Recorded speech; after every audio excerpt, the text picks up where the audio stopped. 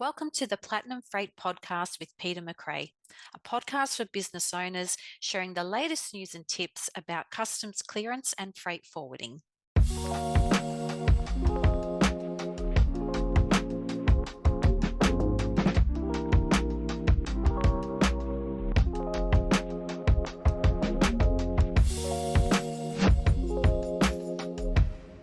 Welcome to episode 5 of the Platinum Freight Podcast with Peter McRae, Customs Broker.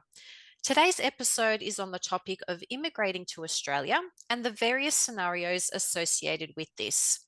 So, Peter, let's start with the basics. What are some of the common visas people use when immigrating to Australia, such as student visas, working holiday visas, etc.? And can you tell us a little bit more about these? Yeah, so at the moment, there's in our work we see a lot of people who are coming to Australia either on the student visa or a working holiday visa. Some people are being sponsored by Australian employers to relocate to Australia either for a short time or a longer period. And this leads me into talking about when these people do bring their belongings, in our industry we use the word personal effects or personal goods, and the Australian Border Force has a duty-free, GST-free concession that if you are coming to Australia and if you meet one of the three criteria, that the goods can come into the country without any tax being levied on the goods. The issue though is people that come to Australia on a student visa or a working holiday visa or a visa that is not permanent residency. Those people find themselves having to pay import duty and import GST because these categories aren't ones that are entitled to this duty-free and GST-free exemption. So if I read the technical words of this, it's called a bylaw, which basically means a rule to allow goods to come in without tax. The technical words say that the person has to be either an Australian citizen or the person has to have a permanent visa, which means permanent residency visa, which means you're entitled to stay in Australia indefinitely, or you have to have a special category visa, which essentially means you have a New Zealand passport. So in our day-to-day work, at the moment, we're seeing quite a lot of people who are coming from the United Kingdom or they're coming from Ireland. They're coming to the country to either do a working holiday or they've been sponsored under, for example, let's say a skill shortage visa.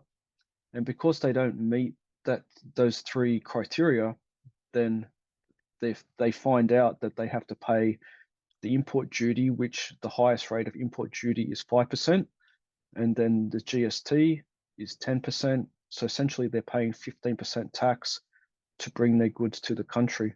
And who's responsible for determining the value of the goods being shipped to Australia? And how is this valuation typically conducted? So if I do a case scenario or an example, someone shipping their goods from the United Kingdom, before the goods are picked up, before the goods are shipped to Australia, they've been asked to prepare an inventory, a packing list, and then to also assign a value to the goods.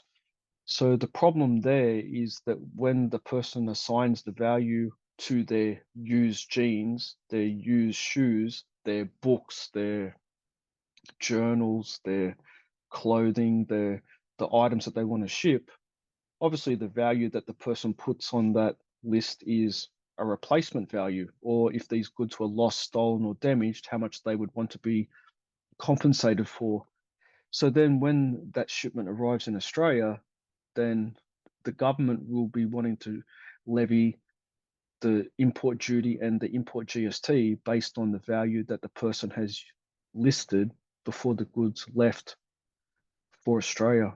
And if your goods are sent via DHL or FedEx, why is it necessary to engage with a customs broker to process the shipment through both the Australian Border Force or ABF and the Department of Agriculture, Fisheries and Forestry or the DAFF? So these two express companies, DHL and FedEx, they do a great job moving a parcel from point A to point B.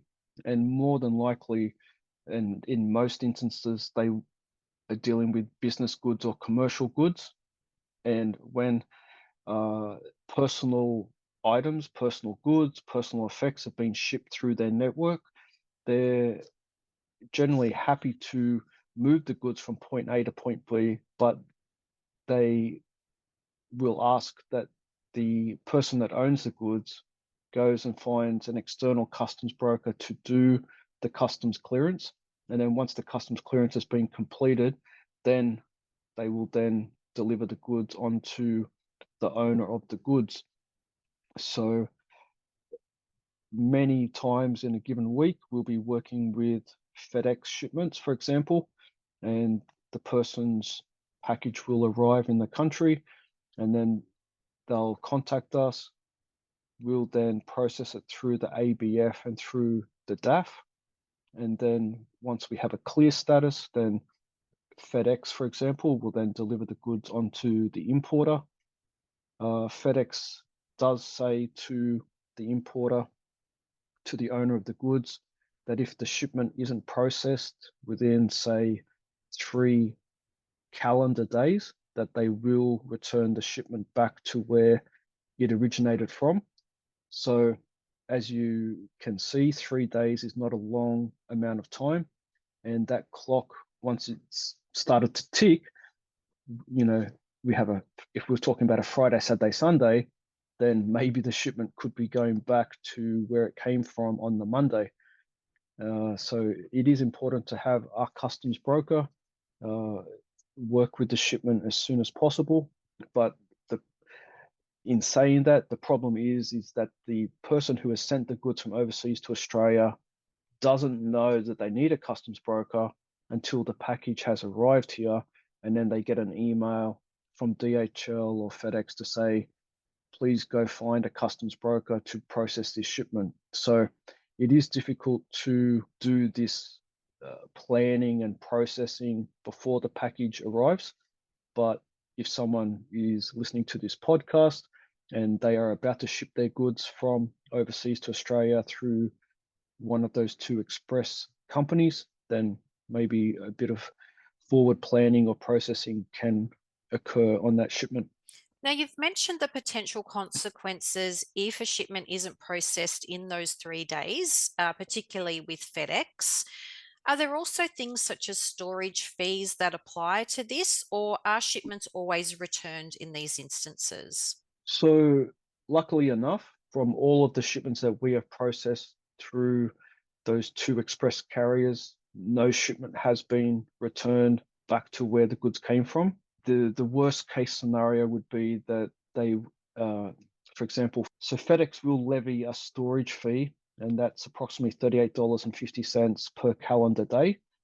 In more cases than not, it doesn't need to be paid, but if it does get levied, then they do stipulate that they will levy that fee before the goods can be delivered. Now, when goods arrive at an airline terminal, what steps must be taken to ensure the shipment is processed correctly through the ABF and DAF? And what role does a broker play in this process?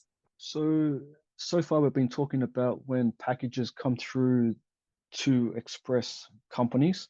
Now, as the goods become larger, heavier, bulkier, then the shipment will then not be feasible to be sent by one of those two companies, and then the goods would be sent with a general airline and would travel as general air cargo.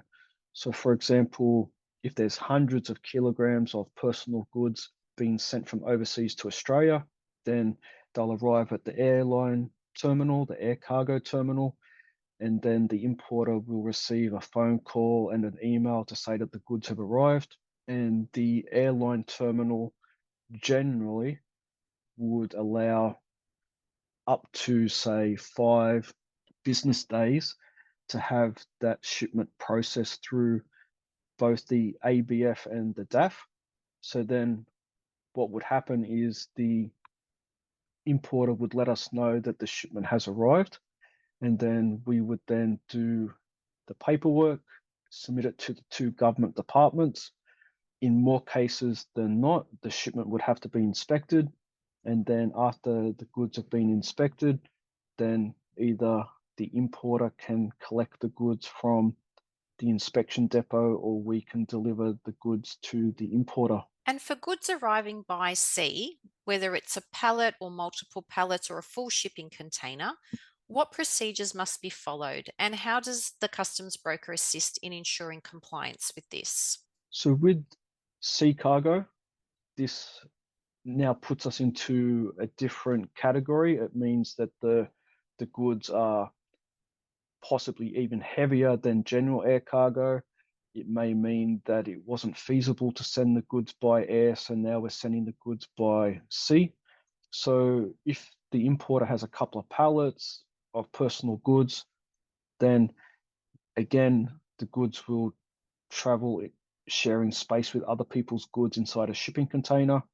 The shipping container gets unpacked, then the goods will have to be again processed through the ABF and the DAF and be inspected and then be collected or delivered to the importer. But the issue is a little bit more complex with sea freight because with sea freight, you only have 3 free days to pick up the LCL cargo from the depot before they charge storage. And then it could take up to 5 or 7 calendar days to have quarantine inspect the goods. So in more cases than not, depots are lenient and understand the situation and don't charge storage for LCL personal effects until the goods have been inspected. But the depot won't be lenient or understandable if the cargo is already on storage and then now you're asking for more days to have the goods inspected. So I guess what I'm trying to say is the earlier that we let the depot know that it's a personal effects quarantine inspection, then the depot would work with us to not charge storage.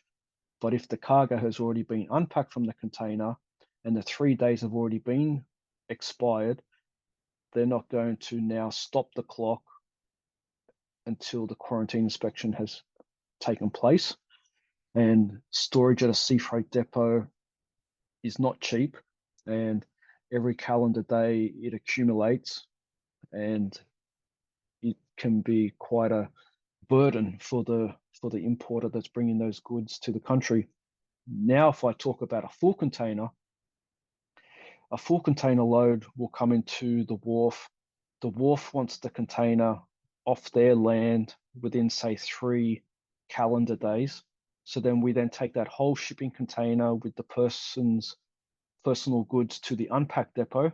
Then at the unpacked depot, the container is 100% unpacked. The empty container goes back to the wharf, and then the goods need to wait for DAF to inspect the goods. And then all going well, we recommend to the importer that they employ a removalist company to come and collect the loose items and then take the items to the importer's premise and then possibly even take the goods inside the person's premise. But uh, you can see that if these LCL or FCL personal effects shipments aren't processed quickly, that there are clocks ticking, clocks for storage. There's a clock ticking for the rent on the container if the container's not returned to the wharf in time, and it can be, yeah, a very expensive exercise. And if someone is in Australia temporarily on a visa and ships their goods while studying or working, what import duties and GST can they expect to pay on their belongings?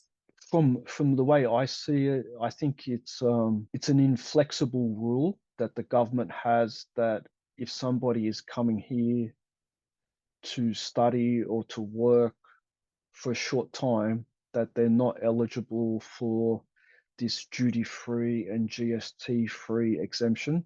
And we hear it all the time where they will say, these are my items, these are my goods, I've used these items for years. You know, some people say to us that they've had these goods for 5 years, 10 years, and then they're now being asked to pay 5% import duty and 10% import GST on their personal goods.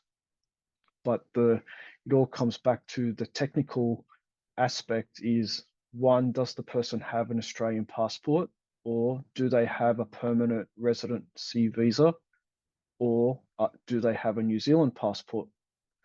And if they don't have one of those three, then the person will have to pay tax. The other situation, which I hope I don't confuse anybody, but if you did have an Australian passport and you have been in Australia for more than 6 months, and then you ship your goods to Australia, the government then has another rule that those items have to pay tax. So if I give some scenarios of what we've had to deal with, we've had an importer who had an Australian passport, had a holiday home overseas during COVID. Nobody or limited people were able to travel. And then the importer decided to sell the holiday home overseas and to ship a whole shipping container of personal goods to the country.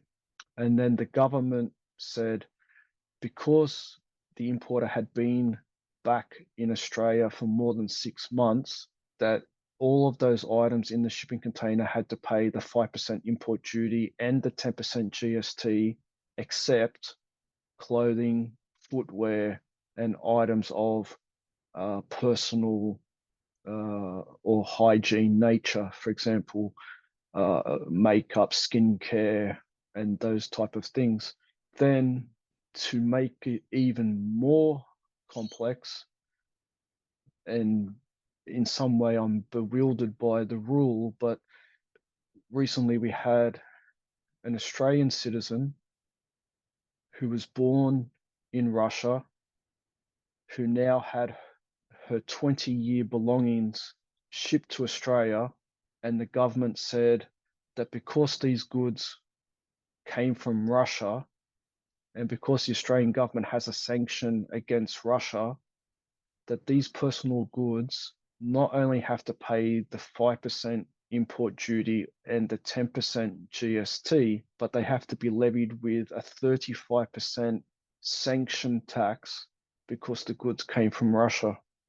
So to me, I find that the most craziest thing, that an importer who is bringing her own items to the country, who was happy enough to pay the 5% duty and the 10% GST because she was outside the 6-month rule, but then to pay a 35% levy on items that she owned before this sanction came into place is a little. I just don't understand if that's really the purpose of the rule. I would have expected that rule to apply to business goods between two companies, but I wouldn't have expected this rule to apply to an individual who's bringing their own items to the country. So that's a few scenarios, a few stories, but the short of the answer is the worst case scenario for import duty is generally 5%, and the worst case scenario for import GST is 10%. Now, you've mentioned some of the common pitfalls and challenges that people face when they're coming into Australia. Is there any way that they can avoid some of these things? And if so, how? It's not so much that they can avoid. Obviously, there is a concession. There is a rule that if you bring items to the country and the goods are worth less than 1,000 Australian dollars, that there is no import duty and there is no import GST. But you can imagine that $1,000 worth of items would be a relatively small shipment. So if somebody was sending, let's say, a 5 kilogram, 10 kilogram, 15 kilogram box of their personal goods, and if the goods were under 1,000 Australian dollars, then I would expect that there would be no tax on those goods.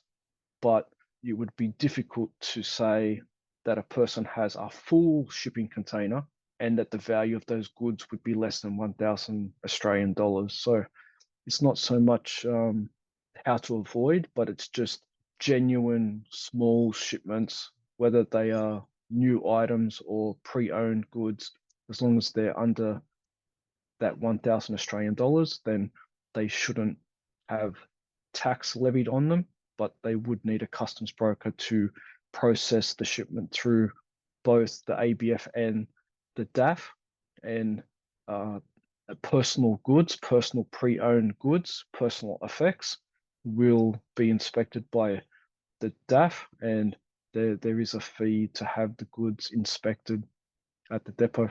And finally, can you share some tips or best practices for efficiently managing the shipment of personal belongings to Australia and ensuring compliance with all regulations? So, as I've mentioned, um, personal effects, personal goods can come to the country via different methods. So, uh, it is difficult to pre-plan or pre-process shipments that come through DHL or FedEx because they happen so quickly.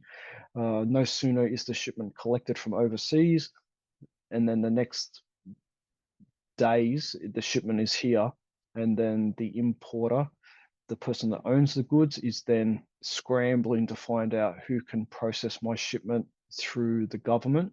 But it isn't impossible to process these shipments early. It's just a matter of if the person is aware that they will need a customs broker to process the shipment.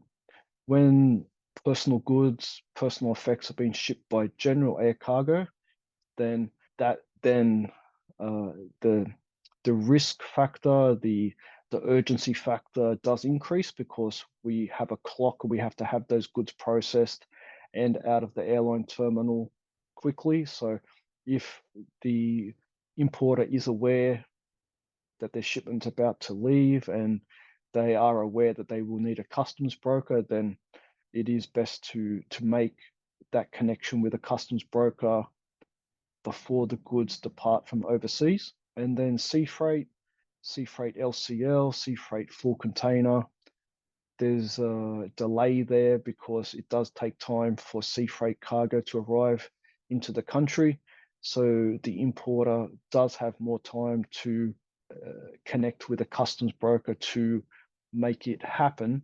But to make it happen and to process and to pre-plan and to submit to the two government departments, I would recommend that as soon as the shipment is either about to depart from overseas or the shipment has just departed from overseas, that they make that connection quickly, because there's a whole suite of documents that need to be collated and submitted, and then everybody wants to have their client's shipment processed, inspected, and available for delivery or collection promptly to avoid those storage costs either at the sea freight unpack depot or at the wharf where the container arrives into.